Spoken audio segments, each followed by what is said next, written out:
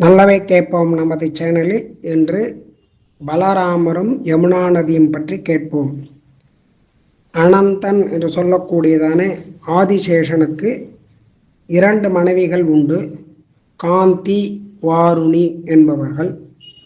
இவர்களில் வாருணி என்பவளுக்கு மதிரா என்ற ஒரு பெயரும் உண்டு.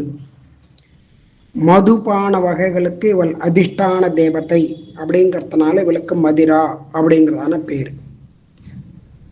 அந்த மதிராவை அழைத்து வருணதேவன், இங்கே வாருணி தேவதையே, நீ பலராமருக்கு சந்தோஷத்தை ஏற்படுத்தும்படியான ஒரு காரியத்தை பண்ண வேண்டும் என்று கேட்கிறார். ஆதிசேஷன் இப்பொழுது பலராமனாக ஒரு மனிதனாக பூலோகத்தில் அவதாரம் செய்து சஞ்சாரம் செய்து வருகிறார். அவருக்கு நீ சுகத்தை கொடுக்கக்கூடிய அளவில் நடந்து கொள்ள வேண்டும். அதனால் நீ பிருந்தாவனத்தில் கடம்ப மரத்தின் ஒரு பொந்தில் நீ வாசம் செய்ய வேண்டும், அதாவது சன்னிதானம் பண்ண வேண்டும். பிருந்தாவன சமுத்பன்ன கதம்பதரு கோட்டரே வாருணி சன்னிதானம் அகரோத். இப்படி வருணதேவன் சொன்னதை கேட்டு அப்படியே அந்த வாருணியானவள் அந்த கடம்ப மரத்தில் ஒரு பொந்தில் வாசம் செய்ய ஆரம்பித்தாள். அப்பொழுது அந்த பக்கமாக வந்ததான பலராமர் கோபிகைகளுடன் அங்கே வரும்பொழுது இந்த வாருணியினுடைய மதிராவினுடைய நறுமணம், அந்த நறுமணத்தை அவர் சுவாசித்தார். அதனால் அந்த மதுவை தேடி சென்றார். அந்த கடம்ப மரத்தினுடைய பொந்திலிருந்து அந்த மதிரானவள் தாரை தாரையாக அந்த மதுவை பெருக்கெடுத்து ஓடும்படியாக செய்தாள். உடனே கோபர்களுடனும் கோபிகைகளுடனும் வந்ததான பலராமர் அந்த மதுபானத்தை நன்றாக பருகி சந்தோஷத்தில் கழித்தார். அப்பொழுது ரொம்ப பரவசமாக எல்லோரும் ஆடிப்பாடி மகிழ்ந்தார்கள். அந்த சமயத்தில் பலராமனுடைய உடலிலிருந்து வியர்வை வந்தது. அதனால் மயங்கிய நிலையில் இருக்கக்கூடியதான பலராமன் பக்கத்தில் ஓடிக்கொண்டிருந்ததான யமுனா நதியை பார்த்து அருகில் வருமாறு கூப்பிட்டார். யமுனா நதியானவள் இவர் மதுபானம் செய்திருப்பதால் ஏதோ பேசுகிறார் என்று அமைதியாக இருந்து விட்டாள். தஸ்ய வாச்சம் நதி சாத்து மத்தோக்தாம் அவமத்தியவை ந ஆஜகாம. அதனால் ஏதோ குடித்து விட்டு பேசுகிறார், அந்த மதுபானத்தினுடைய மயக்கத்தினால் என்று பேசாமல் இருந்து விட்டார். அதனால் பலராமனுக்கு ஒரு கோபம் வந்தது. ததா குரோத்தோஹலம் ஜக்ராக லாங்கலி.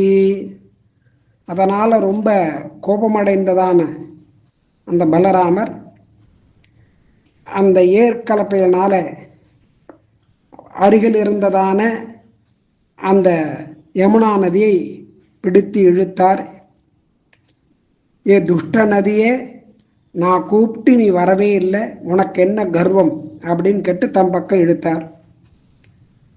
யமுனா நதி தன்னுடைய அந்த வழியை விட்டு நகர்ந்து இங்கே பலராமன் இருக்கக்கூடிய இடத்தில் பெருக ஆரம்பித்தாள்.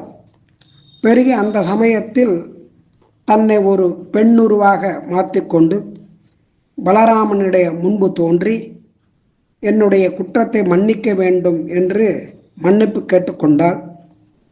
ஏ யமுனை நதியே, என்னுடைய பலத்தை நீ இப்போ தெரிந்து கொண்டாயா?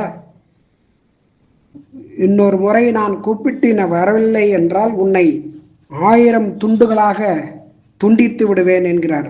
சோகம் துவாம் ஹலபாத்தேன நயிஷ்யாமி சகஸ்ரதா. 1000 துண்டு போட்டுடுவேன் அப்படின்னு சொல்லி பயமுறுத்துறார். மன்னித்து அனுப்பிவிடுகிறார். யமுனாதேவி பயத்துடன் அந்த பிரதேசம் முழுவதும் தன்னுடைய பிரவாகத்தை ஏற்படுத்தி கொண்டு அங்கிருந்து விடுவிட்டு செல்கிறார். யமுனை நதியிலே நன்றாக குடைந்து நீராடி சந்தோஷமாக ஆடிப்பாடி கொண்டாடினார் பலராமன். அந்த கோபிகைகள் கோபர்கள் எல்லோருடன் சந்தோஷமாக ஆனந்தமாக நீராடிக் கொண்டிருந்தார். அதன் பிறகு அவருடைய அந்த பலராமனுடைய திருமேனியில் ஒரு அபூர்வமான ஒரு பிரகாசமானது ஏற்பட்டது. அப்பொழுது வருண பகவான் அவருடைய காதுகளுக்கு ஆபரணமாக கருணெய்தல் புஷ்பத்தையும் அந்த குண்டலங்களையும் கொடுத்தார். அதன் பிறகு ஒரு வாடாத மாலை அதையும் கொடுத்தார். அதன் பிறகு மகாலட்சுமியானவள் நல்ல ஒரு கருநிறங்கொண்டதான நீலப்பட்டாடைகள், அந்த பட்டாடைகளையும் கொடுத்து ஒரு வாடாத மலரையும் கொடுத்து மகாலட்சுமியானவள் அனுக்கிரகம் பண்ணினாள். அதையெல்லாம் அவர் அணிந்து கொண்ட பிற்பாடு இன்னும் அவருடைய காந்தியானது பல மடங்கு பெருகியது, பிரகாசமானது. சாரு குண்டல பூஷிதா நீலாம்பரதர சர்பி சுசுபே காந்தி சயுதா.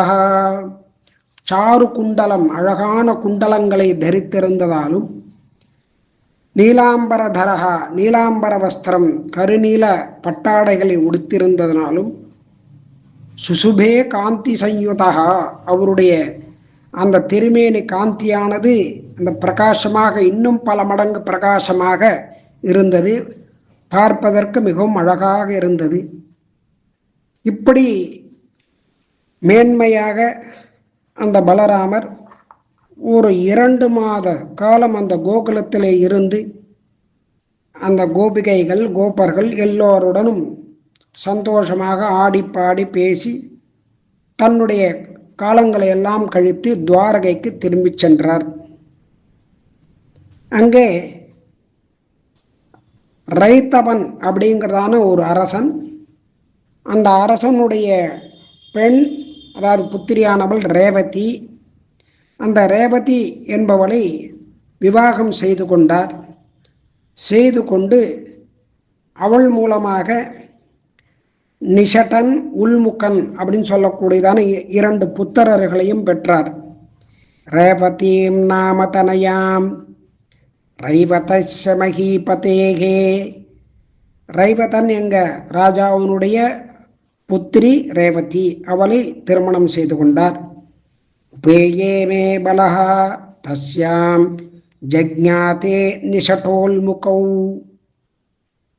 அவளிடமிருந்து, அவள் மூலமாக நிஷடன், உல்முகன் அப்படிங்கிறதான 2 பிள்ளைகளை, புத்திரர்களை பெற்றெடுத்து அந்த துவாரகையிலே சுகமாக ஒரு வாசம் செய்து கொண்டு வந்தார்.